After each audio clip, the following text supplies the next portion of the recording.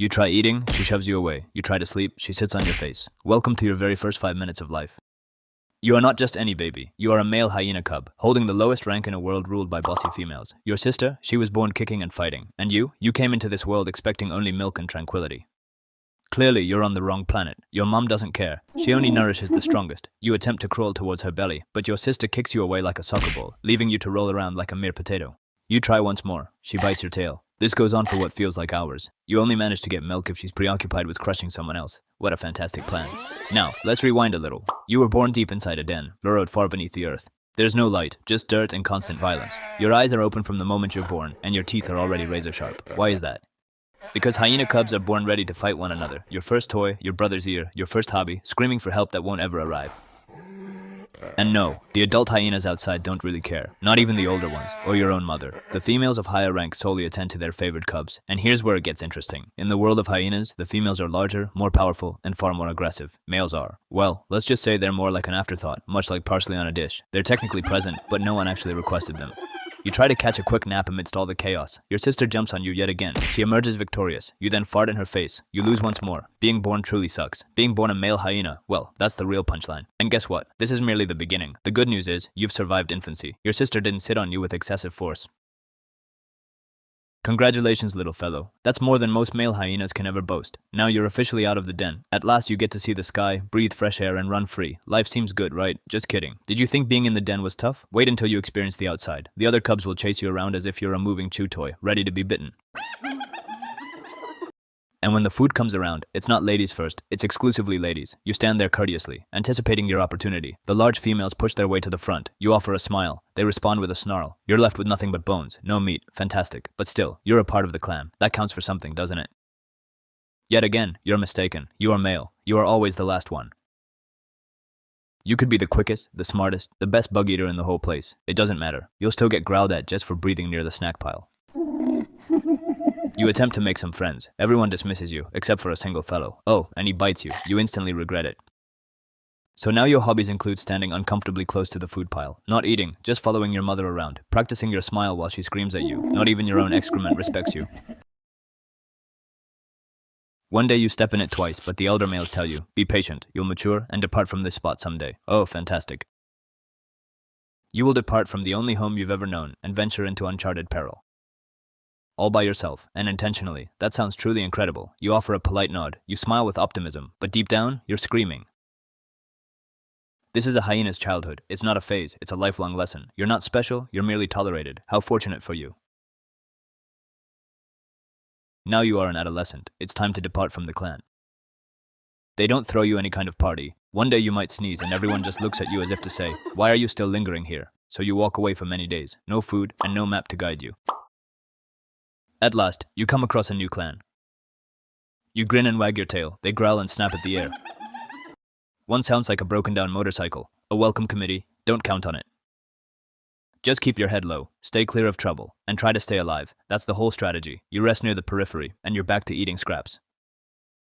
Now comes the difficult part, impressing the dominant female. She is large, powerful, and utterly terrifying. She strolls as if the earth belongs to her, and indeed it does. You present her with a bone, and she casually discards it. You attempt to dance, and she simply yawns. You turn your back, and she vanishes. How very romantic. But you don't surrender. You abide by the regulations. You act submissively. You are courteous. You smile even as you suffer. Days turn into weeks. You reek, but that's now common. Then one day, she refrains from biting you. You approach her and she permits it. You slowly close and open your eyes. She reciprocates. It's the most benevolent act anyone has ever bestowed upon you. You gently wag your tail, just slightly. Perhaps they'll let you be in this clan. Maybe she'll select you as her partner. It's possible your life won't turn into a complete mess. Even so, you're still the lowest rank here. You always eat last, sleep by yourself, and are perpetually one misstep away from being exiled. But still, something is always better than absolutely nothing. And for a male hyena, a maybe is practically a miracle. Then one day, the dominant female walks up to you. She just stares. You freeze. You don't dare to blink. You think you're about to get a good kick in the face, but then you are chosen. Just like that, she picks you. No romance, no flowers. She desires offspring, and you are the chosen one. Seriously, it's terrifying, but also somewhat impressive. You spend a little while together. After that, she departs as if nothing ever transpired. You follow her. She snarls at you. You back away. Of course, you're not her mate, just a transient visitor. Now she's expecting. She receives all the attention, sustenance, room, and regard. As for you, back to slumbering on rocks and gnawing on old bones. Time progresses. She delivers the offspring. You cast a sidelong glance at them, two tiny fluffy cubs, but no one calls you dad. You're not on babysitting duty. You don't even go near them. If you get close to the youngsters, their mother might just bite your tail. Still, you observe from a distance. You watch them play, learn, and squabble. One day, one of the cubs pursues a lizard. In a hushed manner, you guide the lizard nearer, offering assistance from the unseen depths. Nobody sees it, nobody appreciates it, yet you still smile because being a male hyena means your efforts go unacknowledged, unnoticed, and unrewarded. Still, deep inside, you feel a sense of pride. You're still the lowest in the group, you eat last, you live quietly, but your offspring? One day they will rise, perhaps even leading the clan, while you remain here, observing, anticipating, simply enduring. Such is the nature of hyena-style paternity. You are now older. Your teeth are now dull, your legs are slow, and your ears, while still functioning, aren't very good.